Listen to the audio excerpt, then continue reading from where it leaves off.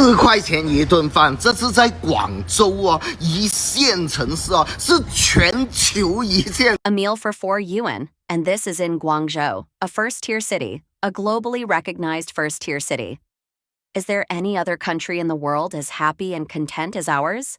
After eating, if I want to smoke, I smoke. If I want to drink, I drink. I was in Singapore for 3 weeks. Even eating McDonald's there costs over 100 yuan, and they don't even let you smoke.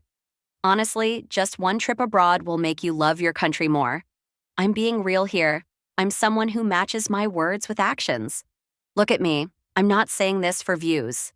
In my private friend group, I praise my country every single day. Truly, we've surpassed other countries. Our motherland is just too strong. I'm about to come up with another word just to praise it more. But if a place offers food so cheap it's shocking, that's not necessarily a good thing. Think about it. What does a 4 yuan lunchbox really mean? In the largest county in the country, Linquan County, Anhui, not only do they have egg fried rice for 3 yuan a portion, they also have full lunchboxes for 5 yuan. How much? 5 yuan. Look here, another egg fried rice for 5 yuan. Just to show you. Is 5 yuan worth it for a box of egg fried rice? Right now, 4 yuan lunchboxes are blowing up in Harbin. And yet people still talk about consumption upgrade? If you're not foolish, you must be wicked. What's behind the explosion in popularity of 4 yuan lunchboxes?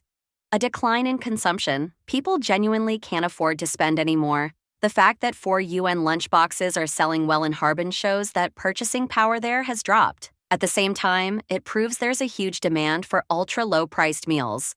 I saw the news. The 4 yuan lunchbox comes with 4 dishes. Let me show you what they are. Sweet and sour crispy pork, mushrooms, 3 kinds of stir-fried vegetables, and scrambled eggs with tomatoes. That lunchbox, 4 yuan for 4 dishes. Scoop me one. It's actually very reasonable. Okay, potatoes with dried tofu, vermicelli, pickled vegetables, scrambled eggs with tomatoes. The eggs are a bit small. A portion like that for just 4 yuan. Brothers, 4 dishes in a 4 yuan lunchbox. I was stunned just hearing the vendor yell it out. Never mind what's in it, you'll definitely be full. The rice portion is just right too. Because right now, China is entering a period of low-quality economic growth. Consumption is down. People are cutting back on unnecessary spending.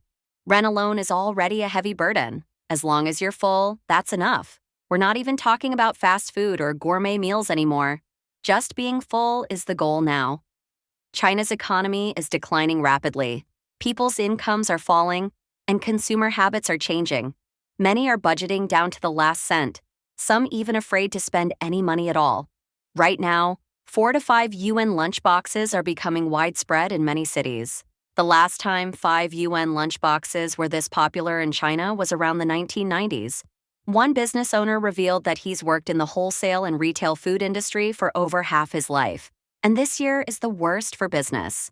Too many people are unemployed, have no income, and are cutting back on spending.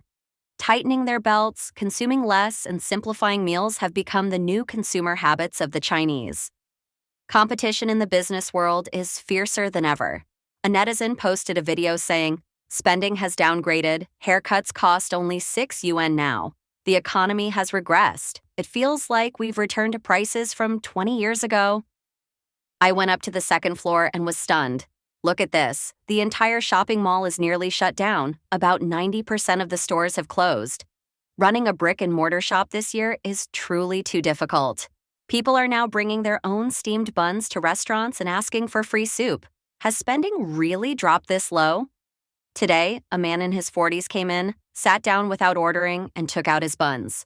I noticed but let it slide since we weren't busy.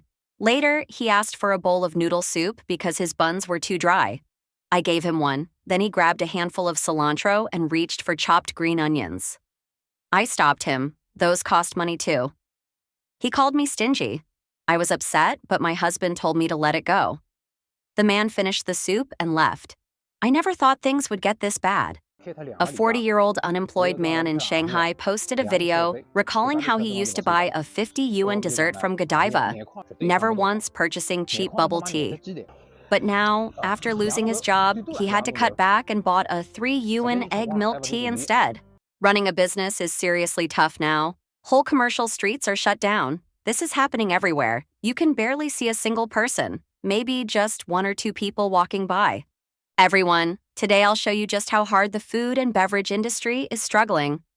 The seafood plaza, completely shut down.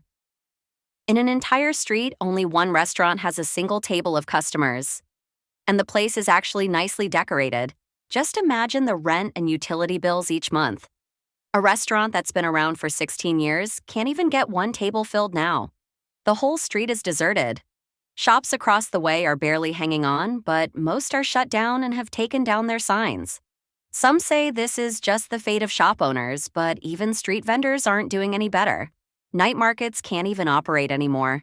Many people have stopped setting up stalls altogether. Take a look at this. It's a market area in the new district. Not a single person in sight. This used to be a place with over 1 million different products. Now, you can literally drive your car right through it. Can you believe it? The economy is in a deep recession. Just look at all these empty seats. Even taking the high-speed train has become a luxury now. Each trip costs 200 to 300 yuan, so people are choosing to drive instead. See that? It's practically empty. A true sign of a major downturn. No wonder the high-speed rail says it's operating at a loss. Look around, there are hardly any passengers. China's economy is declining, with many people facing pay cuts or layoffs, and consumer spending is dropping. A wave of business closures is sweeping across the country. It's very bad. Worse than any time before. Many businesses and factories are shutting down, jobs are scarce, and wage arrears have become common. The average lifespan of a restaurant is now just a few months. It's the same all over the country. Every industry is struggling. Even working as an independent professional, you can feel it. Doing business is extremely difficult.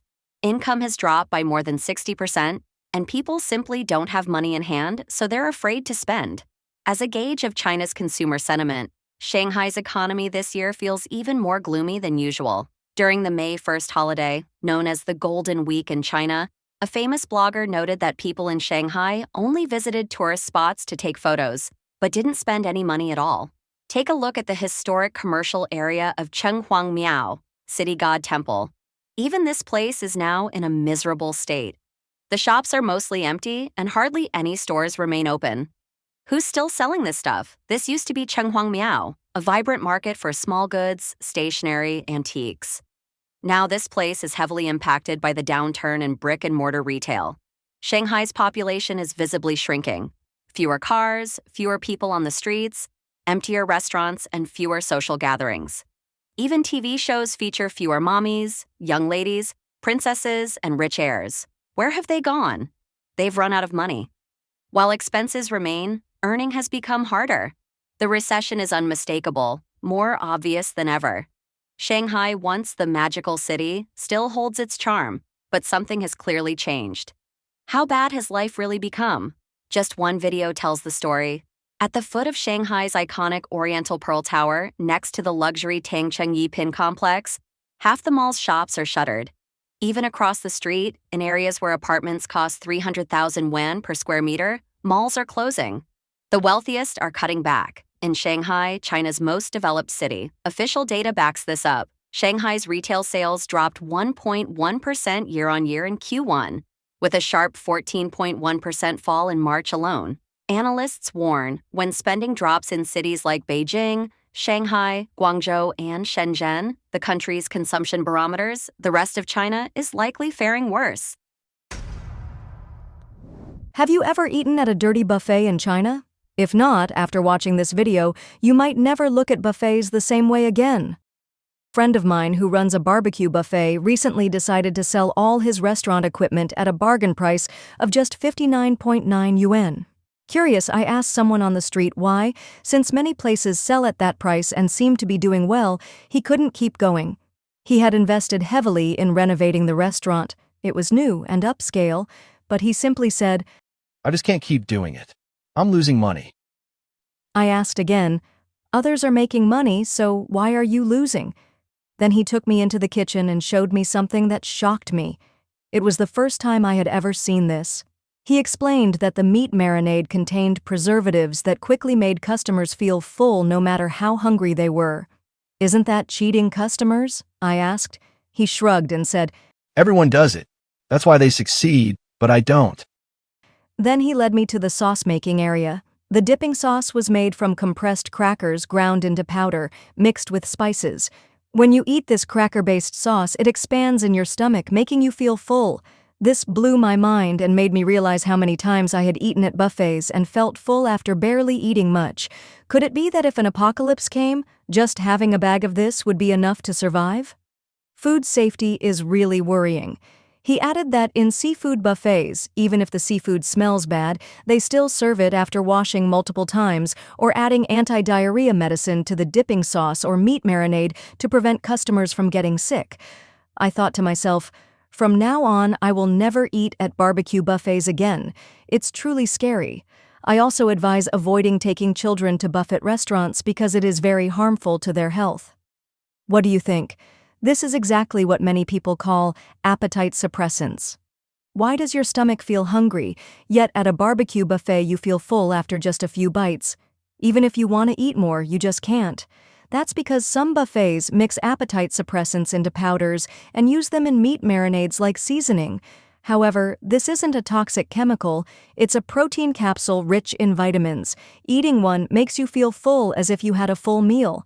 Still, it clearly states that infants, pregnant women, breastfeeding mothers, children under 14, and people allergic to the ingredients should not consume it. Buffet owners who use this are truly irresponsible. If their customers include pregnant women or children, wouldn't it seriously harm their health? If you don't want customers to eat much, it's better not to open a buffet at all. Next, let's take a piece of meat marinated with this and fry it, then see if there's anything else surprising. Regarding the sesame sauce at buffets, pure sesame sauce is expensive, so some restaurants make their own by heating oil, adding flour and starch, stirring until thick, then adding sesame flavoring. The aroma spreads immediately. Then they add cheap peanut butter and a little real sesame sauce, mixing it all together. The result is a sesame sauce with flavor, but if you look closely, you can tell if it's real sesame sauce or just flavoring. Some even buy pre-made commercial sesame sauce in large, cheap containers. The behavior of these businesses is hard to accept. Who would have thought that enjoying a buffet secretly means being tricked with additives? This is terrifying. One viewer commented that many self-service restaurants only let you eat for about 2 hours because they say you can't keep eating at such a low price. In fact, it's because the appetite suppressant only lasts about 2 hours, after which you get hungry again and want to eat more. Another viewer recalled eating at a small, delicious restaurant during work, where after one bowl she felt tired and didn't want more, although at home she usually eats 3 bowls. It turned out they added something to the food. Many buffet restaurants now limit you to 2 hours, saying you can't expect to eat forever at that price, but the truth is the appetite suppressant only lasts about 2 hours, and then your hunger returns. There's much more to buffets than you think, and it can't be explained in just a few sentences. Speaking of buffets, let's look at the recent rise in popularity of braised pork amid downgraded consumer spending. Traditional Shandong-style braised pork is famous for its convenience and affordability. Recently, it has become very popular, but where do these super cheap braised pork slices come from? Think about it. What would a 1.6 yuan slice of braised pork look like? Here is a package weighing about 20 pounds containing around 100 perfect slices, perfect for canteens, noodle shops, and cheap restaurants specializing in braised pork. This is easy to understand from a cost-efficiency perspective. Original cuts cost 3.2 yuan per slice, but this version only costs 1.6 yuan per slice. Some people comment that this type of braised pork is either fake synthetic pork sliced after compression or from unknown source dead pigs. In any case, if it's sold below production cost, something is definitely wrong. The booming food delivery industry in China is also riddled with scandals. A former delivery driver posted a video exposing the hidden truths behind the industry. He claimed that the highest-rated restaurants on delivery platforms actually use toxic, pre-made meals that even stray dogs won't eat. When we think of ordering food delivery, we often imagine it coming from a restaurant in the city center. The delivery person picks it up from there and brings it to you. But in major cities, this isn't always the case. There are areas filled only with kitchens, no storefronts, no signs. Hundreds of kitchens operate together, and all delivery orders come from them. drivers pick up food from these central kitchen hubs. He went on to reveal even more shocking secrets about the industry. First, the top-ranked restaurants on delivery platforms are actually owned by the platforms themselves. They manipulate data and delete negative reviews. A restaurant might only be open for 3 days, yet the platform claims it has sold 100,000 meals. Even worse, these restaurants serve pre-made meals that were prepared 3 to 5 years ago. They are packed in plastic and stored in freezers. When someone places an order, the meal is simply thawed with hot water and paired with freshly cooked rice. The delivery driver continued, "How bad is the problem with pre-made food? There are many stray dogs around these central kitchens. People often feed leftovers to dogs, but if you place pre-made food on the ground, the dogs won't eat it. It's toxic. This horrifies people. We already knew that pre-made meals were common, but no one expected them to be so toxic that even stray dogs wouldn't dare touch them." Quail eggs are a common ingredient in street snacks, but even these tiny eggs hide shocking secrets. A reporter investigated a quail egg processing plant, and what the factory owner revealed was astonishing. The truth is that China has reached a point where everyone is trying to harm each other. Quail egg vendors don't eat their own products because the eggs are soaked in formaldehyde.